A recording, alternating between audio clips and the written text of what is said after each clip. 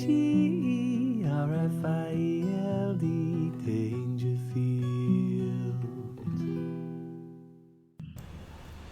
All right there. Now, a lot of you all know I took a few weeks off the internet. I had a digital detox. I work online, so I've already got that. So if we're going to sort of construct a building of my internet engagement, it starts with work. I'm in e-commerce. So there's that. And then on top of that, I've got a YouTube channel. So we pop that on top. Now, to maintain a YouTube channel and be able to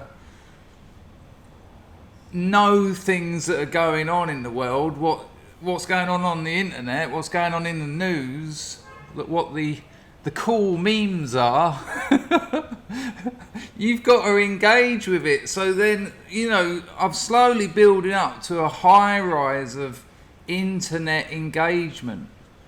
And, you know, I dropped out Facebook a few years ago, and it was one of the best things I ever done. It just made me angry. You know, you get into, I like debating with people, but you're debating on Facebook or Twitter or any of those platforms.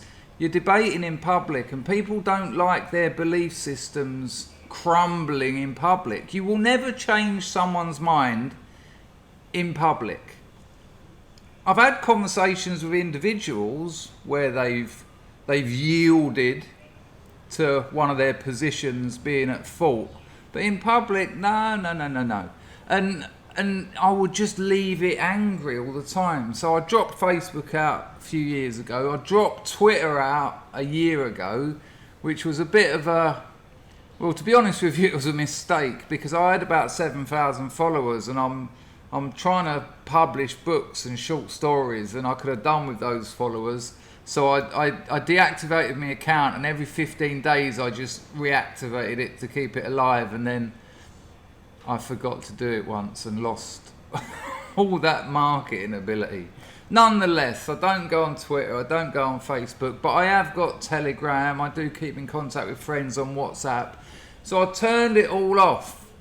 I thought, no, I'm not going to sit up half the night watching YouTube videos. You know, we've all done it. You start off thinking, oh, I really wanted to watch that documentary about the so-and-so, and you start watching it, and before you know it, it's 5 a.m. and you're watching a bloke making a spoon out of a bit of wood using only a spoon. And I'm like, yeah, I don't know if this is the best use of my time. So the bottom line is, was it worthwhile? 100%. Because when you take those things out of your life, other things come back in.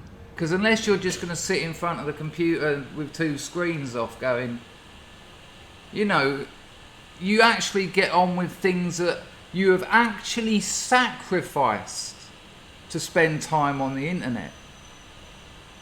My relationship with my girlfriend has just blossomed. Like, it was good anyway. I mean, I'm head over heels in love with her, and I think she loves me too. But to be sitting there playing solitaire with her, getting the cards out, giggling, having a laugh, which we haven't done for a couple of years. You know, we used to do that sort of thing all the time. And we also, you know, I've banned mobiles when we're eating breakfast. No, let's not both sit there or an hour on TikTok while we're eating. No, let's wake up and talk to each other. So your life comes back to you. You fill in those spaces. I've taught myself to cook a load of new things. I like cooking. I've always enjoyed cooking. You know, when you're a student, you save a fortune if you can cook. And I've taught myself how to make a very nice prawn fried rice, which I've eaten every day since. I've been doing a lot of baking, been making a lot of cakes. And, you know, with all this technology, it's kind of swarmed us. It's swarmed us, and no, I don't think anyone done any research on the effects this stuff would have on us as individuals, as societies, as a world beforehand. This is all being done afterwards, once the damage has been done.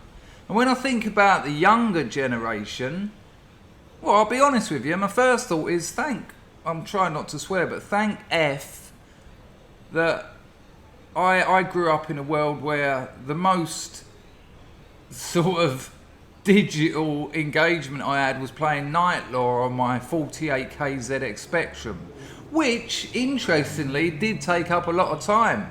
Before that arrived in 1982, my summer holidays were spent up Dartford Heath on my bike with a gang of lads, having a laugh, learning about group dynamics, learning about who I was, learning about the world, investigating things, letting my natural curiosity sort of involve itself with the world. And then when the computer come along, it was me and a mate, very good mate nonetheless, but sitting there playing Elite indoors for the whole of the 6 or 7 week summer holiday. You know, and I see these kids today and, 2-3 mobile phones each, and I think it's cost us so drastically.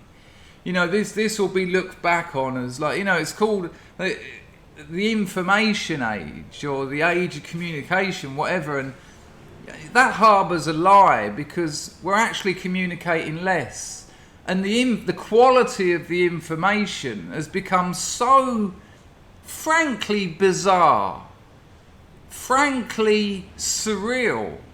I mean, information in itself is not a good thing. I saw that thing on this morning. I made a video about it a couple of days ago, and they were talking about incels, and they said, how many of these people are there? And I watched this expert, this journalist, by the way, who said there are bits of language they use. Bits of language. Words is the word you're looking for, Guardian journalist. Words, bits of language. And she just went, 10,000? From where did she get that number? Some 230. And I just thought, this is a blur. This information has just become like a blur of nothingness. It's like a kaleidoscope. That's what the technology has done to journalism, to information. It's distorted it. It's made it something that the source material didn't provide. All those little bits of glass and little coloured bits of plastic, put them through the kaleidoscope of the internet, and your guess is as good as mine as to what it means. So I'm not going to waffle on here. I'm not going to take part in that kaleidoscope more than I have to. But I would advise taking some time off the internet, which includes Instagram, Facebook, Twitter, Telegram, YouTube. And one thing I need to mention, not watching really depressing news that I am powerless to change. Because that just brought the level of my enjoyment of life down. It made it impossible. When you've imbibed an hour of global wars and oil problems and this and that, at the start of your day, you're gonna spend half of the rest of the day crawling out of that swamp that you dived into for breakfast. And I've just been happier. I've just become local, which is all I am. I've become myself in my life. And so I suggest you give it a go. I suggest you give it a go, because what I've got out of it, the upshot, is that there are certain things I'm not going back to. Certainly in terms of quantity, but definitely in terms of quality. And I'm definitely going to spend a hell of a lot less time on the internet.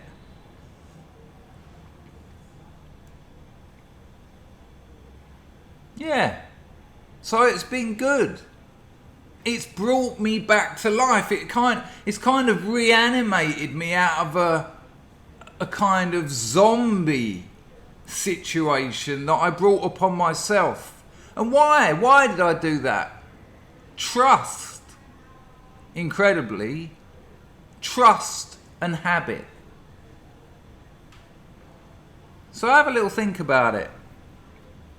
Might do you some good.